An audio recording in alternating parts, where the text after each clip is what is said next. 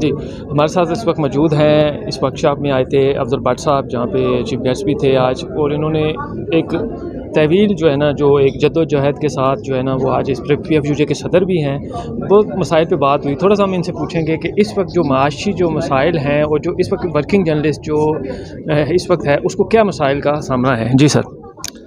دیکھیں، میرا خیال یہ ہے کہ ویسے تو پاکستان میں اگر دیکھا جائے تو 1947 سے لے کر آج تک پاکستان کے میڈیا کو آزادی کے حوالے سے دیکھیں یا معاشی خوشحالی کے حوالے سے دیکھیں تو یہ کبھی آئیڈیل سچویشن نہیں رہی.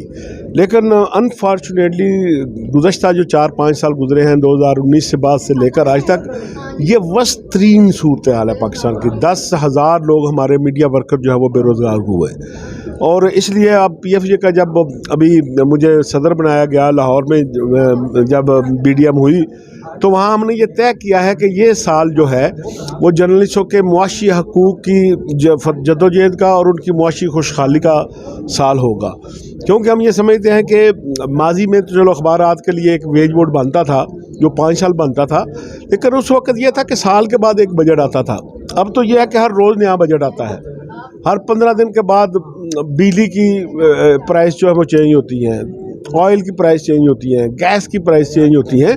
تو کیسے پاسبل ہو سکتا ہے کہ ایک اخبار نویس جو ہے وہ 5 سال انتظار کرے کہ میری تنخواہ کب بڑھے گی. تو اس لیے اب ہم کچھ نئے مطالبات کے ساتھ اپنا جدوجہد کا آغاز کر رہے ہیں، اور انشاءاللہ تعالی جب ہم اپنا چارٹر آف ڈیمانڈ دیں گے تو اس میں سے ہر ورکر کا مسئلہ موجود ہوگا. اچھا، ہمیں یہ بتائیں بٹ صاحب کہ ایک جو قانون سازی کے حوالے سے جو میڈیا کے ورکرز اور جرنلسٹوں کے اسپیشلی طور پہ ان کے پروٹیکشن کے حوالے سے، اگر کوئی جرنلسٹ شہید ہو جاتا ہے تو اس میں پھر گورنمنٹ کی طرف سے کیا سپورٹ ہوتی ہے اس کی فیملی کو؟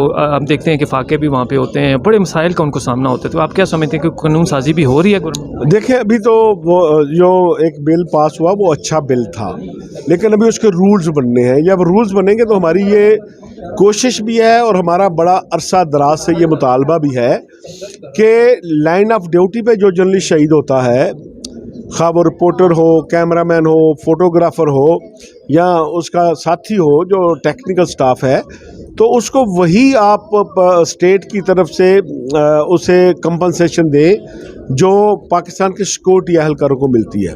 کیونکہ جو جرنلسٹ ڈیوٹی کے دوران مارا جاتا ہے وہ اس کی پراپرٹی کا تنازع تو نہیں ہوتا، اس کا خاندان کا تنازع تو نہیں ہوتا، وہ تو پاکستان کے عوام کو سچ بتانے کے لیے نکلتا ہے اور اس کو مار دیا جاتا ہے. تو اس لیے امید یہ ہے کہ انشاءاللہ تعالی اس حوالے سے بھی پازیٹیو رپورٹنگ ہوگی. جی.